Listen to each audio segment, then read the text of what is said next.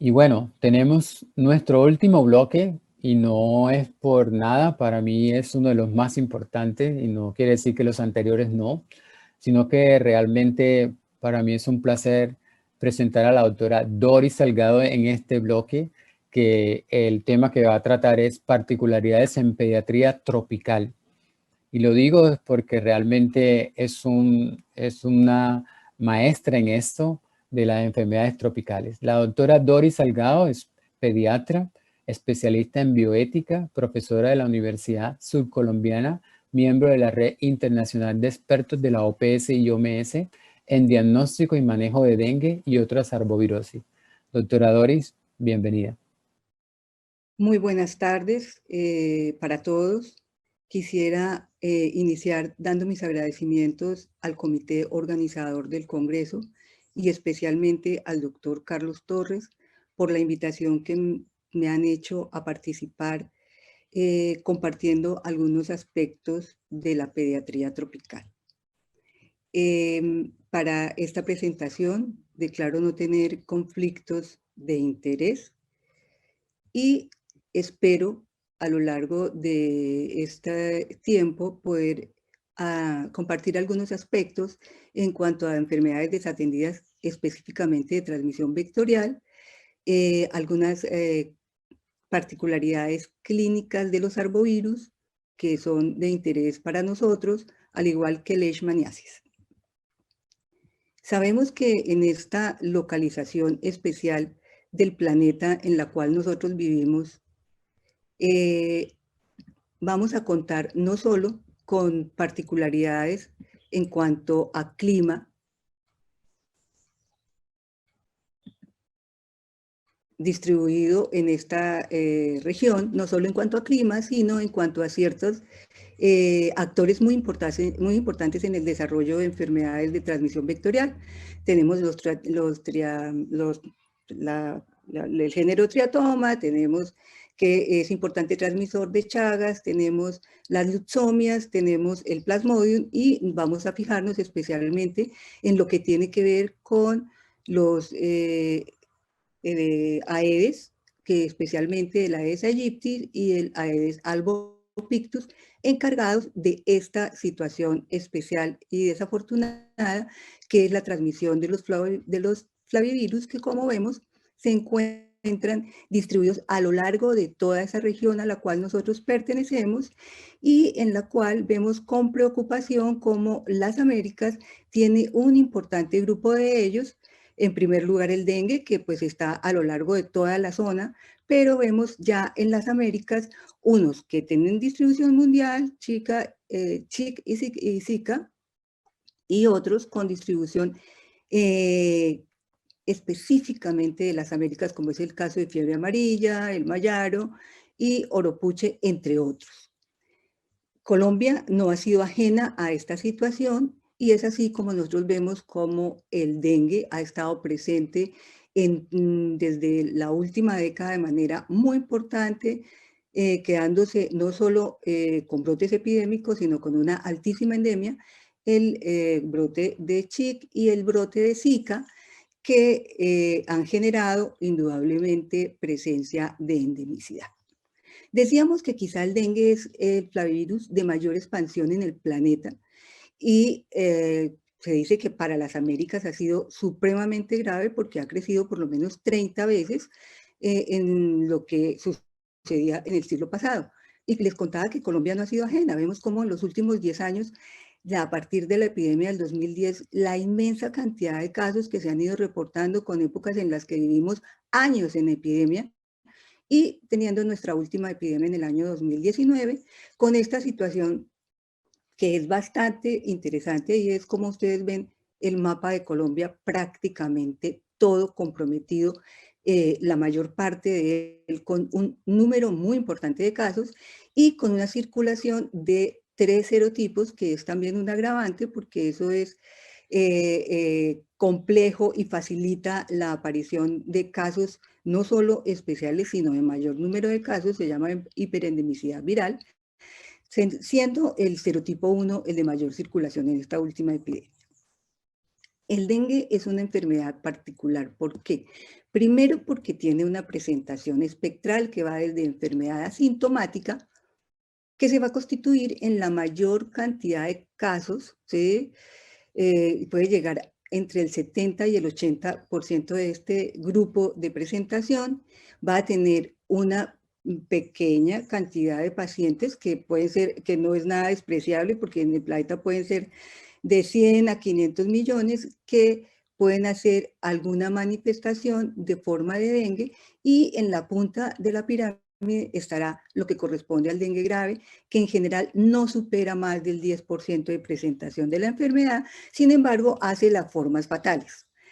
Recordar además que el dengue es una enfermedad sistémica y dinámica que parte desde una lesión en piel hasta el compromiso de órganos o sistemas profundos. Sin embargo, a partir de la clasificación del año 2009, hemos tenido un gran beneficio los clínicos para la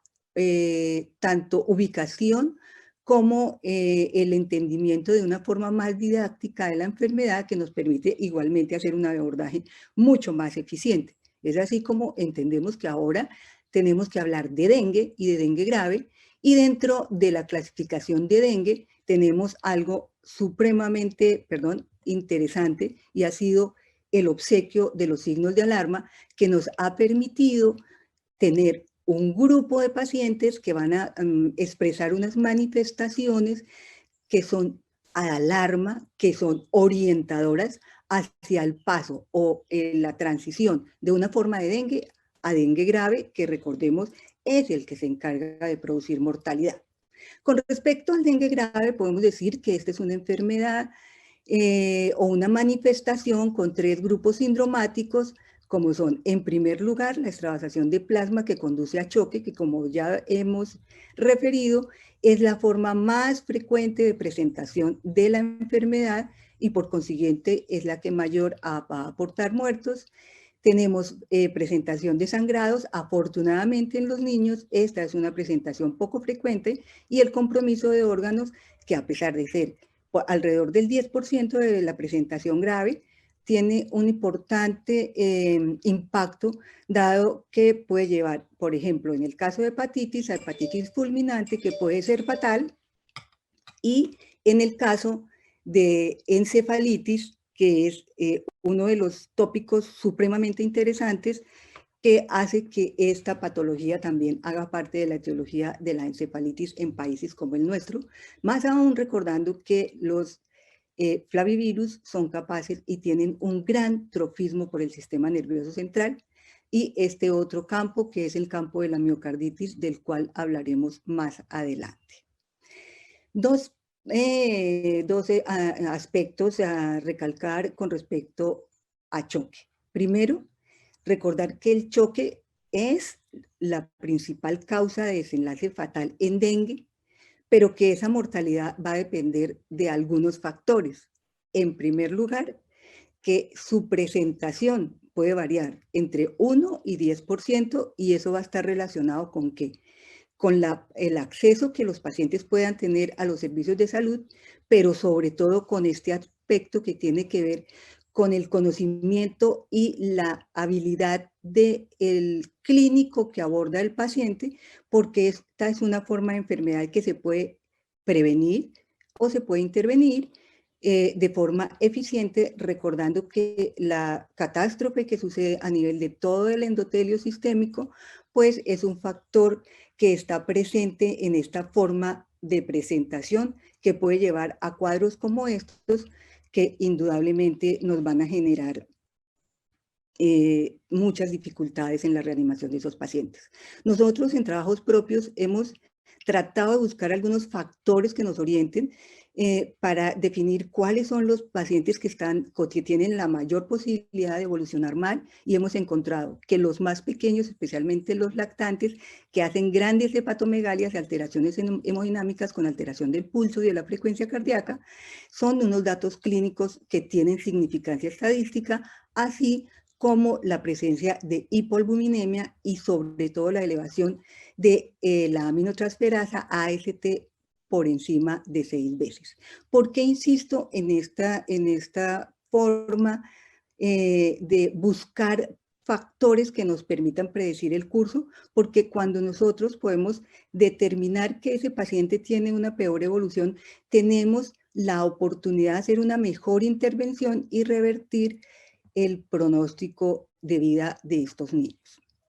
Con respecto a la miocarditis dengue, es muy importante reconocer, como así lo ha hecho ya el mundo, que el dengue es capaz de producir una forma de miocarditis, que es la forma de miocarditis fulminante, que tiene un curso viral corto, porque realmente la miocarditis se presenta durante la fase virémica, y la característica fundamental es la disfunción ventricular izquierda. Que la producción de esta patología es multifactorial, tiene que ver con el virus, porque ese virus es indudablemente, se ha podido demostrar que es trófico por el miocardiocito y que le produce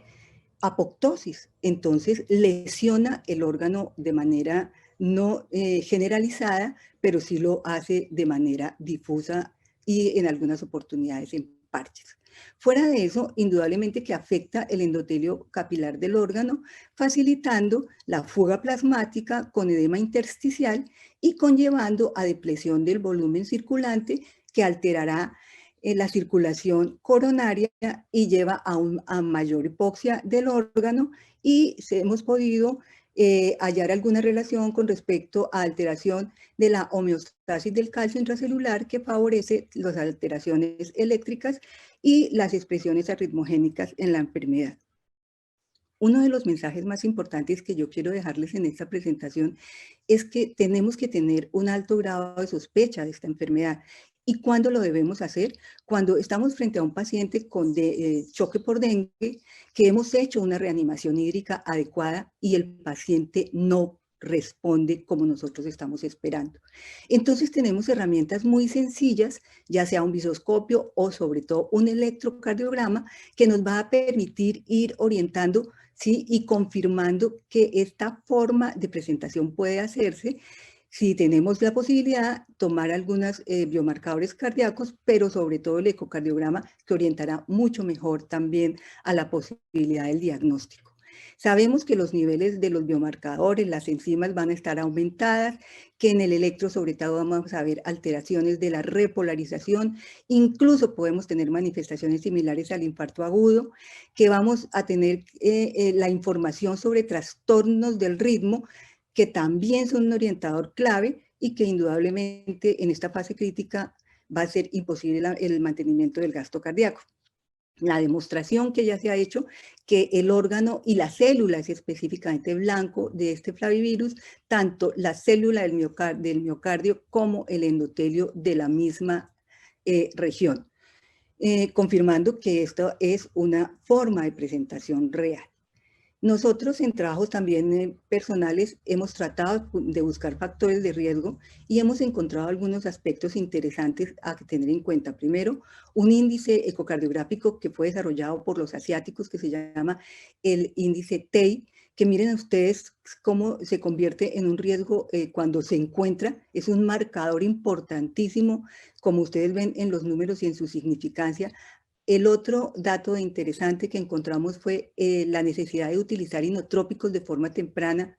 en la presentación en niños, y el uso donde se pueda de otro biomarcador que ya se usa en otras enfermedades cardíacas, incluso en el infarto, que es la presencia de ST2 positivo. Tenemos algunos factores de relativa protección y es los niños que hacen un rápido aumento de leucocitos, entonces esa parece que es un factor de protección, e indudablemente cuando vemos ecocardiográficamente que la fracción de eyección tiene un valor por encima del que ustedes ven. Perdón. ¿Por qué es que yo insisto en este aspecto? Me parece importantísima la insistencia, y es que el hecho de reconocer la posibilidad de presentación de esta forma de dengue grave es fundamental porque tiene tratamiento. Yo la puedo intervenir y por consiguiente puedo también de esta forma cambiar el curso evolutivo de la enfermedad y disminuir la mortalidad que esta forma de presentación acarrea por esta enfermedad.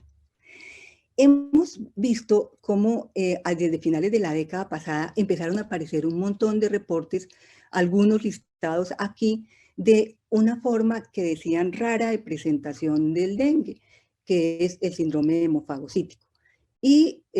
ya empezó a hablarse de por qué se podía producir y se encontró que el virus dengue, al igual que otros virus, son capaces de desencadenar esta disregulación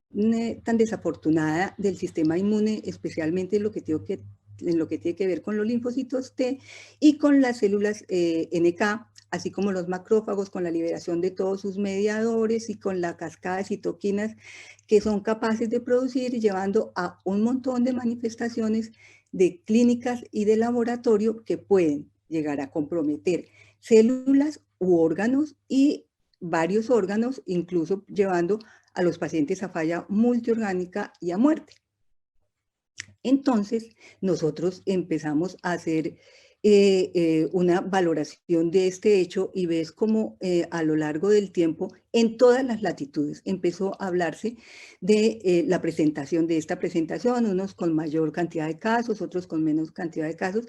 pero lo desafortunado es que para nosotros en la epidemia del año 2019, en el Huila, especialmente en Neiva, tuvimos la presentación de 15 casos, ya veremos relacionados con qué. También conocemos que se presentaron casos en el Valle, al igual que en Bolívar.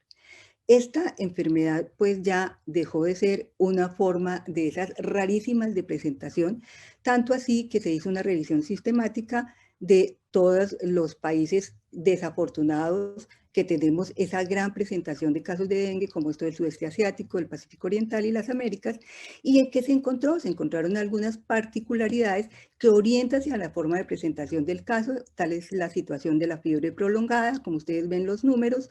la presencia de algunas organomegalias, la asociación con algunas alteraciones hematológicas y la presencia de marcadores inmunológicos que orientan hacia la forma de presentación de esta enfermedad. ¿Con qué está asociado? Con importante compromiso de sistemas y con la presencia de temprano distrés respiratorio, falla renal, y con una letalidad que para ellos osciló entre el 9 y el 22%. Además, refirieron que en todas las series o estaba comprometido el virus comprometido, el serotipo comprometido era el dengue 1 o el dengue 4. En nuestros pacientes en Neiva, ¿qué encontramos? Que la mayoría de pacientes, casi el 80%, fueron pacientes menores de 3 años que tenían un síndrome febril mayor de 7 días con un promedio de 10, que se presentaban con esplenomegalia en el 100% de los casos, que se producía una elevación muy marcada de la ALT, que tenía, al igual que en la anterior, importante compromiso de sistemas, y que para nosotros la presentación de manifestaciones neurológicas estuvo mucho más frecuente de lo referido en la serie previa, que la persistencia de las de visitopenia, ya sea anemia y trombocitopenia, pero que sean persistentes, ya lo acompañaba y con unos valores muy altos de ferritina, como los ven ustedes ahí. Tuvimos una letalidad alta y recuerden que Colombia tuvo circulación especialmente de dengue 1. Entonces, bajo esa consideración y con esta nueva forma de presentación grave de la enfermedad, nuestra recomendación es que siempre que tengan un paciente con un diagnóstico de dengue, que dure más de 7 días con fiebre, que se asocie a visceromegalia, especialmente a esplenomegalia, a quienes ustedes le puedan hacer una determinación de aminotransferasas y especialmente la LT esté en valores de hepatitis y que tenga aumento de ferritina, pero un aumento tan significativo como el que mencionamos aquí, con la presencia a veces asociada de LDH, como lo vemos nosotros en nuestro estudio, y la persistencia de visitopenia. Dentro de esos factores sí hay que sumarlos, pero no se necesita que se encuentren todos, porque si esto está en el curso de dengue, debemos intervenir los pacientes, porque esta forma de presentación tiene un tratamiento efectivo que al instaurarlo, indudablemente vamos a disminuir esa letalidad que acompaña esta forma de presentación. Pasando a otro de los flavivirus, es para mí de mucho valor insistirles en la importancia que tienen este que es el otro flavivirus en el mundo de la pediatría. Vemos cómo el Zika llegó desde hace mucho tiempo. Sin embargo, se habían reportado epidemias pequeñas en otras latitudes, pero llegó a partir del 2015 a las Américas y mire cómo se encuentra distribuido, afectando lo que ustedes ven en color más intenso, que en los cuales desafortunadamente uno de los países más afectados ha sido Colombia, no solo por la presentación epidémica de esa cantidad de casos que ya todos conocimos, sino porque es una enfermedad que se quedó endémica. ¿Qué tiene parecido a dengue? Que desafortunadamente la mayor forma de presentación de esta enfermedad es asintomática con unas características particulares y es la asociación de conjuntivitis y un exantema que es fastidioso por muy pruriginoso. Y que el blanco de este flavivirus está indudablemente en el sistema nervioso central, pero que es el sistema nervioso central, sobre todo de este grupo, para nosotros fundamental, que es el feto y indudablemente quien va a ser el más afectado. Perdón. Recordar que, como dijimos, la presentación de compromiso neurológico pues ya va a estar en este grupo etario pediátrico con unas características particulares. El niño hizo síndrome Guillain-Barré en esa epidemia, al igual que los adultos, pero con unas características particulares, y era que la presentación del Guillain-Barré se hacía de forma mucho más temprana, con las manifestaciones clínicas de instauración mucho más rápida y con presencia de parálisis facial asociada, ya sea uni o bilateral, cosa que no vemos en el Guillain-Barré tradicional. Además, se encontró durante la fase epidémica encefalitis, pero en estudios propios encontramos que post-epidémica la encefalitis por Zika también se presenta y hace parte ya de la etiología de la encefalitis en pediatría, especialmente insistir en que las encefalitis por flavivirus, entendiendo que la mayoría de flavivirus son tróficos por el sistema nervioso central, se pueden presentar y deben hacer parte ya de la etiología de la encefalitis. Para nosotros, tanto dengue como Zika, afortunadamente ambos con un curso evolutivo que es bueno, con una presentación muy temprana durante la enfermedad, pero tiene otras formas de presentación más complejas, como son la encefalomielitis o el compromiso ocular. Y lo que ya sabemos, que es la catástrofe del síndrome de Zika congénito, del cual ya muchos hemos oído hablar, pero del cual quiero insistir, que debemos aprender a reconocer la morfología del cerebro, que es única en esta presentación de este tipo de virus, que produce unas características y unas alteraciones estructurales también conocidas, bien descritas, fáciles de interpretar, que el compromiso ocular es muy severo, que incluso puede llegar a la ceguera, y que lo que más me interesa comentar es la presencia de secuelas, que pues cuando tenemos pacientes con estas microcefalias tan severas, pues indudablemente tenemos que esperar que hagan grandes secuelas, pero lo interesante es que hemos encontrado en el seguimiento de niños que a pesar de no tener microcefalia y haber tenido exposición a Zika in útero, han tenido importantes trastornos del neurodesarrollo. Nos quedaría el CHIC, que indudablemente, igual que Zika, entró, y miren cómo es el comportamiento, es decir, se quedó, seguimos teniendo zonas importantes de CHIC en Colombia. Sin embargo, vale la pena que recordemos que en pediatría, ¿por qué es importante esta enfermedad? Porque es en el grupo de neonatos y lactantes donde se va a presentar esta forma que ha sido definida como atípica, especialmente el componente neurológico, aunque puede hacerlo de cualquier sistema, e incluso llevar al paciente a una severa presentación, todas estas capaces de producir mortalidad, y el compromiso neurológico es capaz de producir secuelas en el 50% de los casos. Y estas formas se presentan en este grupo que ya hemos mencionado, al cual nos corresponde atender. Sin embargo, el paciente con chikungunya también hace las manifestaciones que hacen los adultos, que son el síndrome articular, con unas características muy particulares, que es supremamente doloroso y en el lactante puede llevar al niño a lo que se llama el niño de goma, por el dolor tan grande que hay. El niño adopta una posición antálgica, de cual es imposible. Al nosotros intentar mover los miembros, regresan inmediatamente por el gran dolor que tiene. Ustedes ven aquí que también hace compromiso articular y una manifestación muy característica que es del grupo de los más pequeños, que es la presencia de este exantema vesicoampolloso. Entonces, es importante para nosotros tener en cuenta que a pesar de que se puede presentar como la forma tradicional, tenemos un grupo especial en que esta enfermedad va a tener unas características particulares. Estas son enfermedades que se parecen todas en su presentación, sin embargo, tienen unas características específicas, como ustedes ven en esta imagen,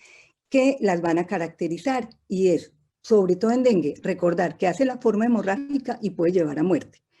En Zika, que tiene lo que ya mencionamos, el rash y la conjuntivitis, pero sobre todo el blanco neurológico, que va a ser en la mayoría de casos congénitos irreversible, y en CHIC recordar que puede agravar en los niños pequeños. Otra de las enfermedades olvidadas, pero que tiene un impacto importante para nosotros, es la leishmaniasis. Enfermedad, ¿por qué importante? Porque ya dejó de ser una enfermedad boscosa y es una enfermedad que se ha ido urbanizando, tanto en su forma mucocutánea, como la vemos aquí en las Américas, y miren, nuestro país tiene aporte de casos en diferentes áreas del territorio, como de la leishmaniasis visceral, que es mucho más brasilera, pero ustedes ven que hay focos en nuestro país. Recuerden, enfermedad urbanizada, capaz de hacer en los niños las presentaciones usuales, con unas particularidades que quiero que recuerden. Primero, que perdón, la leishmaniasis cutánea es producida especialmente por la Leishmania panamensis, que ha tenido una gran resistencia a los antimoniales, y por eso la primera línea de tratamiento ha cambiado en Colombia, y eso tenemos que saberlo, porque es un tratamiento muy efectivo, es fácil, es oral y le va muy bien a los pacientes. Tenemos la forma mucocutánea, como aquí se ve en la imagen, que también se presenta en niños, producida por la Leishmania brasiliensis, para quien aún la primera línea sí siguen siendo los antimoniales pentavalentes. Y finalmente tenemos la leishmaniasis visceral, con su característica de la inmensa esplenomegalia que producen los pacientes y la pancitopenia, pero con el gran beneficio de haber encontrado una terapia que es muy efectiva, que es muy corta, porque como ustedes ven, tiene un ciclo muy corto en su presentación y en su uso, y una recuperación del paciente también más temprana, con una hospitalización más corta y con la disminución de morbilidad por tal razón. Entonces,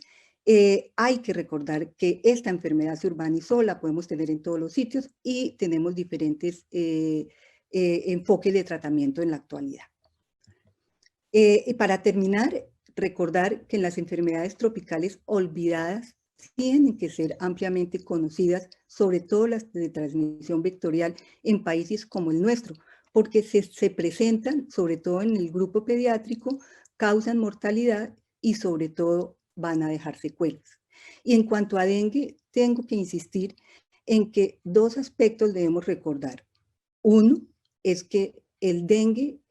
causa muerte especialmente por fuga plasmática y choque, y ahí nosotros sí podemos intervenir recordando los signos de alarma para prevenir que esa fuga pueda llevar al paciente a una catástrofe. Podemos intervenirlo cuando el paciente nos llega, haciendo un juicioso manejo del mismo, y además que la expansión del dengue ha generado tantos casos que los cuadros graves y pocos frecuentes van a ir presentándose cada vez más, y eso hace que nosotros tengamos la responsabilidad de conocer estas formas de presentación, sobre todo porque ya hay tratamientos que van a cambiar completamente el pronóstico y la evolución de estos cuadros clínicos. Bueno, muchísimas gracias por su atención.